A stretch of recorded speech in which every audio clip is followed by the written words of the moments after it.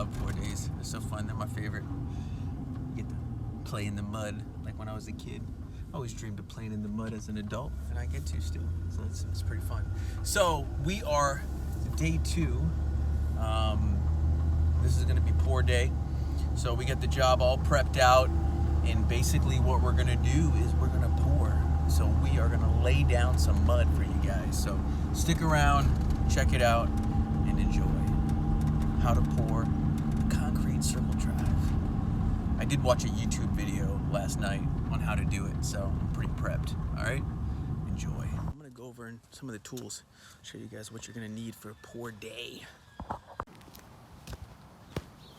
Let's start with what we'll need. So this is a come along. Need that for pulling the mud. This baby right here, come along. At least that's what I call it. And then I got my woody, also known as a stick. Fellas, whatever you do, this tool right here, never touch another man's wood.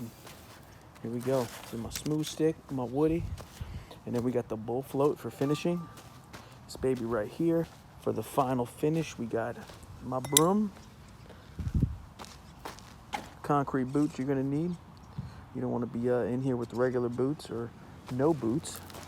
Then we got my finishing trowels. So we got a steel trowel right here. It's called a steel. A mag for pulling up the mud.